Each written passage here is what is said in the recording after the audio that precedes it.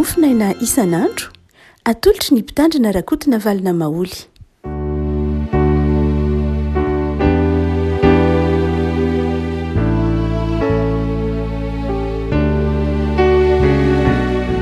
Falamilavantsika rehefa milalatra titezo mafa roa ny volana jona ity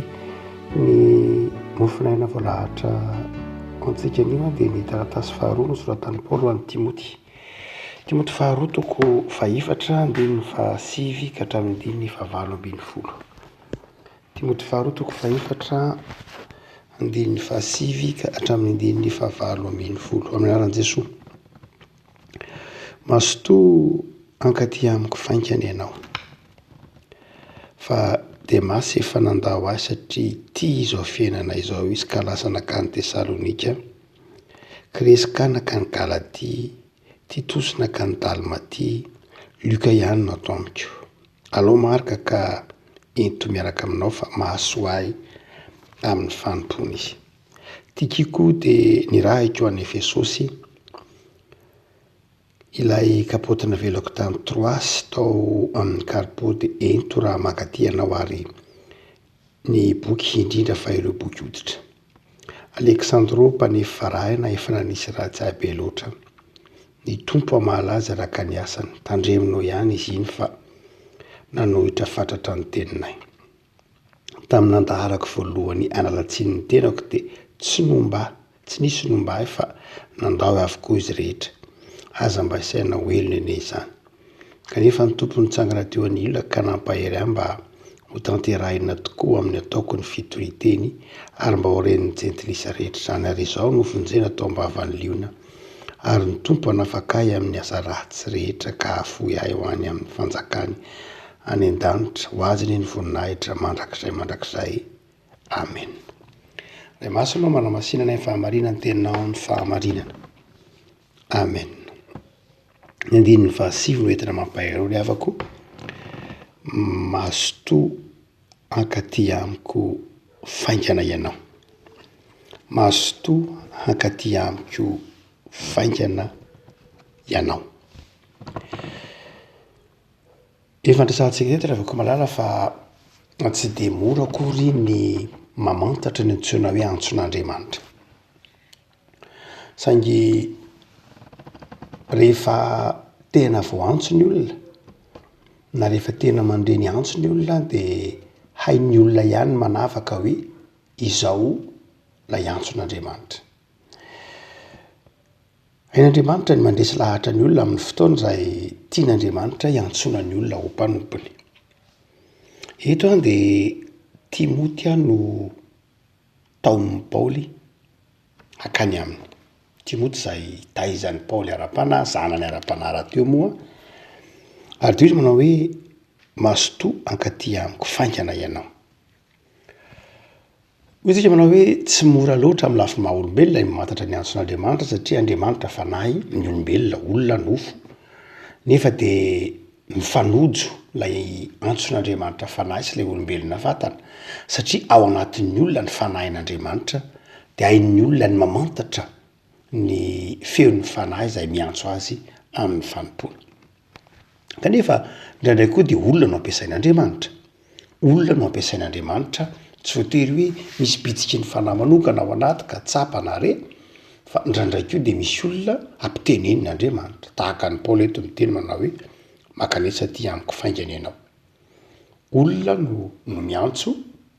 olona no manao antso avo na miteny, saingy ilay antso dia asan'Andriamanitra.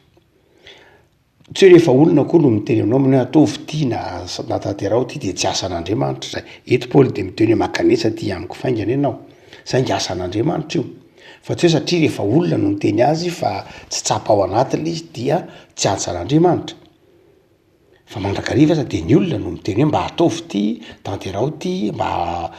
karakarao ty asan'Andriamanitra ty, dia izao tena asan'Andriamanitra ilay izy. Saingy olombelona no mampanao azy. Tsy hoe rehefa asan'Andriamanitra dia tsy maintsy Andriamanitra no miteny mivantana amin'ny fomba n'izy Andriamanitra fa olombelona ihany nampiasain'Andriamanitra mampiasa na maniraka na mitaona ny olona anao ny asan'Andriamanitra. raha toa ka mamaky ny andininy vasivy ary tsika hoe mahasotoa ankaty amiko faingana ianao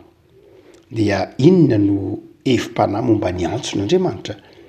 zay hitantsika nytediny vasivy ity. Voalohany de zao taon'ny Paoly ny mpanompon'Andriamanitra ezakazaka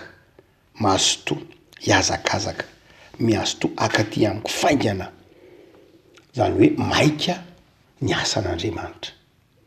Ny asan'Andriamanitra de maika marina fa Timoty am'ty fotoana ity de efa mpanompon'Andriamanitra efa indrahin'ny Paoly tany Efesosy tany Korintosy sy ny toerana maro samihafa saingy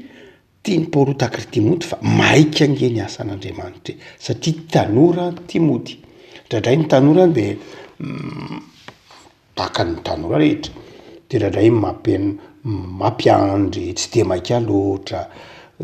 tsy rototra zay moa ny fiainan'ny tanora satria noho ny mahatonga zany de tena lafi ny psikolojika mihitsy ny tanora de mieritrehitra mbola lava be foana ny fotoana fa ny olon-dehibe kosa de efa mieritrehitra foy ny fotoana de satry ny olon-dehibe atao aingana le izy tsy mitovy mihitsy ny faharetan'ny tanora sy ny faharetan'ny olon-dehibe. Raha mbola tanora anao de zao toy ny mbola lava foana ny fotoana mbola misy aloha fa tsy hoe raha tsy fanahy le tanora fa ny fotoanany de zao mieritrehitra mbola lava foana satria izy mbola tanora de mampiandry izy. Ny olon-dehibe ndray efa mahita ny fahalebiazana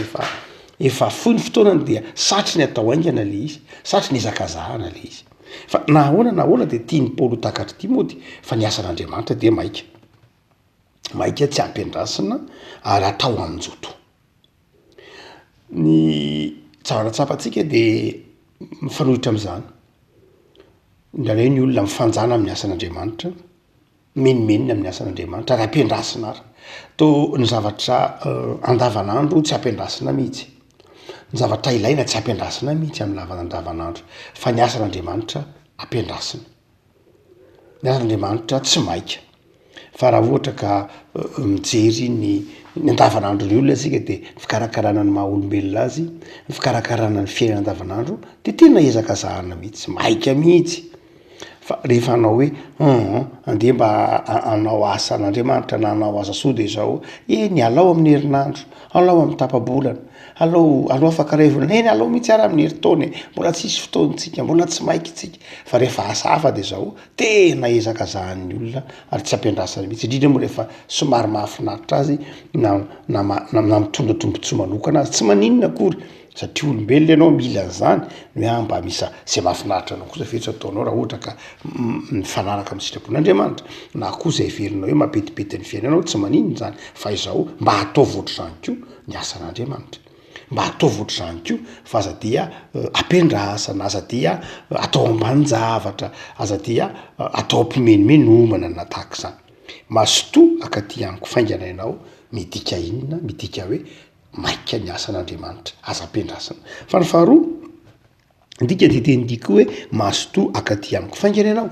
de zao tena ilaina ianao raha toa ka mijeryntsika de irery Paoly io izy manao hoe Demasy efa nandao ahy Demasy de efa mpiara-miasa amin'ny Paoly efa talohan'io fa asa zay nahazo an'i Demasy fa dia ny laozany navelany reny tany Tesalonika rehefa tonga nandalo tao Tesalonika Paoly sy Demasy Paoly moa tsy mandeha irery satria mpitory ny filazantsara tsy mandeha irery izy akory dia lasa namonjy ny tanàna lehibe ny Tesalonika Demasy. Tesalonika de tanàna lehibe zay seranana lehibe toerana mahafinaritra be de zao lasa nandeha nakany Tesalonika Demasy. De Paoly manao hoe satria tia zao tontolo zao io satria namonjy ny renivohitra namonjy ny fahafinaretan'ny renivohitra namonjy ny fahafinaretan'ny tanàn-dehibe tena mela ny fitohinan'ny filazantsara fa ianao kosa mahasotoa makaty amiko faingana maika ny asan'ny tompo tsika teo nefa koa tena ilainy Timoty satria irery Paoly hoy izy manao hoe i Kreska dia voatery nakany Galatia Titos de nakany Dalmatia reo mpiara-miasa amin'ny Paoly daholo de irahiny ireo zanaka Paoly reo de irahiny mandeha makatsy makaro de Titos fatatsika i Kreska fata matetika voaresaka amin'ny filazantsara ary Lioka moa zay dokotera ny Paoly dia i Marka Jauna Marka lay lay sekreterany petera John Mark na Jean Mark izay nanoloatra ny filazantsara eto ampiratanatsika io dia itikiko oatra zany nakany Efeso zany tsisy olona mihitsy zany teo am-pôly afa-tsy iliokalioka zay dokotera tolioka moa nanaraka ny fahasalaman'ny Paoly dia teo akila mandrakariva de Paoly hoe makanesa ty amiko ianao fa tena ilaiko ianao reafako ny asan'Andriamanitra dia asa hatsapahatsika fa tena ilaina isika tena ilain'Andriamanitra Andriamanitsika reafaka malala amin'itony asan'Andriamanitra tony de mieritreritra foana hoe tsy de ilaina loatra betsaka nge mpanompon'Andriamanitra tsy reafako malala tena ilain'Andriamanitra ny tsirairay de ilain'Andriamanitra enao de ilain'Andriamanitra ary enao no tenenan'ny tompony hoe makanesa ty amiko faingana fa tena ilain'Andriamanitra ianao ilaina ny fanomezam-pahasoavanao ilaina ny fahatanorana ilaina koa ny toetranao ilaina zay fahaiza-manaonao tena ilaina misy fotoana nge reafaka malala irerina indray ny fiangonana misy fotoana tena tsisy olona azonao ianterana mihitsy amin'ny fiangonana sasana ny ambanivohitra ndraindray tena tsy misy afa-tsy evanjelistra ndraindray tsy misy afa-tsy katekista ndraindray tsy misy afa-tsy mpitandrina ndraindray tena mahatsiaro homangina ary io na de amin'ny fiangonana maro olona sa de zao tena ilaina mihitsy ny tsirairay samy manana ny toerana ny men'Andriamanitra sy tandrify azy arakaraka ny fanomezam-pahasoavany tsirairay mahasotoaka ty amiko faingana anao fa tena ilain'Andriamanitra mahasotomaka ty amin'ny faingana anao Paoly fa tena ilain'Andriamanitra ianao ilain'ny asa ianao misy heviny amin'Andriamanitra ny fisianao fa ny fahatelo ndika ny tendindiko hoe mahasoto akaty amin'ny faingana anao de zao satria mahatoky ianao hoy Paoly amin'ny Timoty manao hoe ilay kapotina velako tany Troasy tao amin'ny Karpo de ento raha makaty ianao ary ny boky indrindra fa ireo boky hoditra Paoly de fantatsika fa isan'ny olona tia fianarana tia mianatra tia mamaky boky ary ny bokiny de napetrany tao amin'ny tany Troasy tao amin'ny Karpo zany hoe olona nahatoky azy Karpo de napetrany tao ny kapotiny lay akanjo hoditra zany lay boky hoditra dia lay kapoty moa zany karazana manteau io karazana manteau akanjo be zany manteau lehibe fa efa hiditra angany ririnina dia najano mety mitsanana haritraritra tao Paoly de nafana de najanony tao de iverenany le izy de izy ndray hoe rehefa mandalana anao de mba lalovy de eto io kapotiko io de eto ny bokiko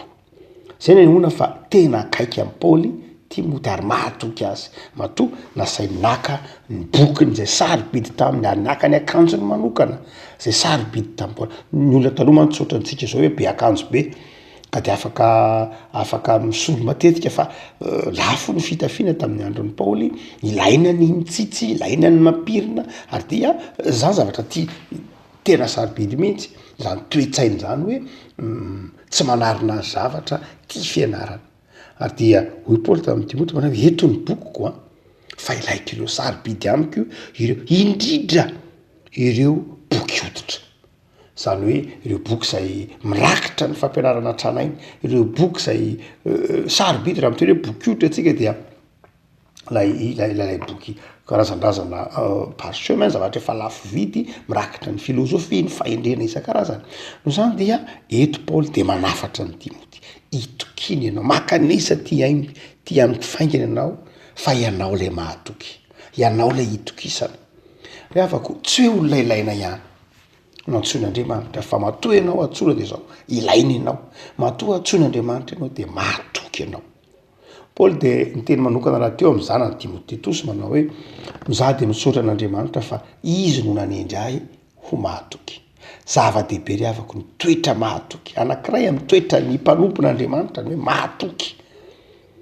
rehefa mba hampitehirizin-javatra de mahatoky rehefa mba irahana anaovana zavatra de mahatoky rehefa irahana mba manantena zavatra de mahatoky toetra ny mpanompon'Andriamanitra zay mahatonga amin'ny Paoly miterety hoe mahasotomaka ty amiko aingana anao fa mahatoky ianao fa ny farany avako malala de zao ohatsika manao hoe Paoly eto miteny manao hoe mahasotomaka ty amiko ianao satria maika ny asan'Andriamanitra satria ilainy ianao satria mahatoky ianao fa izao koa satria tezainy ianao amin'ity andiny maromaro ty manompo andiny ny faevana ambin'ny folo ka hatramin'ndiny ny fahavalo ambin'ny folo dia tena mitaiza mampitandrina amin'ity moty Paoly hoe tandremy tsara ianao amin'ny olona ohatr' zao, tandremy tsara fa aza de mifandray aminy, tandreminao ihany izy iny fa nanohitra fatratra ny teninay izy, mantsy an'izy io, mantsy an'Alexandro andiny ny faevatra ambin'ny folo dia tonga vaingana ty ianao fa ampahirezina ianao, tonga vaingana ty ianao fa tezaina, tefeny ianao. Zany hoe Paoly zany hoe tomiantso an'ity moty mba ho ampahirezina izy, mba tsy hoe ilaina ihany izy fa tezaina izy, anarina izy, ampianarina izy, atoro amin'ny fanaovan-javatra izy. Ny antson'Andriamanitra rehefa komarara dia tsy hoe antso tanterahana amin'ny kafanampo fotsiny, zava-dehibe ny hafanampo, fa ny antson'Andriamanitra dia zao mila fiomanana, mila fitezana, mila fianarana koa ary fianarana amina olona efa nanana traikefa tahaka amin'ny Paoly. Zava-dehibe ny ananan'ny Timoty any Paoly ho ray aman-dreniny, nitaiza azy, nanitsy azy ary Paoly dia manaja an'izany, mametraka izany toerana izany hoe mila mianatra amin'ny olon-dehibe ianao, mila mianatra amina ray aman-dreny ianao. Paoly nitendry maka manao hoe za nge teo ambany saokan'ny Gamalely, lay mpampianatra, lay teolojiana, lay filozofy malaza, izany hoe Gamaliely zany. Dia nianatra tamin'izany aho Paoly. Ary eto indray dia izao Paoly ndray koa dia mampianatra any Timoty, mampianatra ny Titosy, ary Paoly indray rehefa avy eo dia mananatra ny Timoty sy Titosy manao hoe ianareo koa mba mampianara ary ampitao amin'ny olona mahatoky ny zavatra nampianarina anareo, ny zavatra nena anareo. Indray mantsy ravako malala ataon'ny olona ambin-javatra ny fanofanana mpandimby, ataon'ny olona ambin-javatra ny fanofanana ny ataontsika hoe relève nareo zanak'andiby, nareo zandro anoy, dia nandray atao maivana zany, tsy nandray hoe dia tsy Andriamanitra ve moa ny amezy andimby eto na amezy zay mpianatra anoy eto, tsy zay loatra. Fa i Paoly dia tena manao zava-dehibe mihitsy any antsoina hoe succession na ny fifantombiasana hoe mila homanina, mila ampianarina, mila tezaina reo zay andimby. Ary de Timoty dia nampianarin'ny tompo, aingany ianao mahasotohaka aty amiko, faingany ianao mba haninona, mba ho famina, mba hampianarina, mba hampahirezina. Lavako malala zava-dehibe ny antson'Andriamanitra, zava-dehibe ny antson'Andriamanitra ary mangetaeta izany antson'Andriamanitra zany dia betsaka tokoa. Noho zany dia eto dia tiany tompo ho takatritsika fa io antson'Andriamanitra io dia sarobidy, tsy azo atao ambanin-javatra, ilana fiofanana, ilana fanoloran-tena, ilana fandavan-tena. Dia engany eo takatra ao ary ty antson'ny Paoly ty manao hoe antson'ny ten'Andriamanitra, tonon'ny Paoly manao hoe mahasotohaka aty amiko, faingany ianao. Dia avako engany azoto amin'ny fanompoana an'Andriamanitra ianao, azoto amin'ny fanaovana ny asa tsara, azoto amin'ny vavaka, azoto fa tsy hifanjana na ao anao ampitso na efa mpiandry ny asan'Andriamanitra. Vavakasika tompo misoranao zay noho ny amin'ny teninao zay manazava aminay fa zava-dehibe ny antsonao, zava-dehibe ny andraikitra tolotra. Dia mivavaka izay tompo, ampahirizo mba olona hafana fo amin'ny asa, tsy manao ampitso lava na mampiandry ny asanao na mampandefitra ny asanao no manoloana an'izay heverinay ho maika noho ny maha olombelona anay aza. Ianao efa nanafatra anay manao hoe katsao ny fanjakan'Andriamanitra, katsao alohan'ny zavatra rehetra zany, fa anampy ianao ny zavatra rehetra. Tompo dia mangataka aminao azahay ome faharetana amin'ny fanompoana ary ome fahazavan-tsaina, ataovy mahay manofana, ampahirezo ny fiangonanao, ataovy mahay manofana ireo andimby, ataovy mahay manofana ireo zandry aty aoriana, ampahirezo ireo zandronao, ataovy tia mianatra, ataovy tia vavaka. Dia hitahiny fiangonanao zay mijoro vavolombelona tompo, ampahirezo ny fiangonanao ho mahatoky hatrany amin'ny asa fanompoana zay nomenao azy. Vavaka manokana izay tompo an'ireo marary, an'ireo azony manjo, vavaka izao ireo mananady am-panahy, ampahirezo izy ireo zay mitady asa, omeo asa tompo, ireo zay mandalo fahasahiranana noho ny fietraketraky ny fiainana, noho ny toe-javatra maro samihafa, manana olana, dia ampahirezo izy ireny tompo. Dia jereo ny fanorantenanay tsirairay avy atao tia ny asanao, tia ny fanomponanao ao amin'i Jesosy Kristy tompo izahay, mitoery aminay tompo tsara. Amen.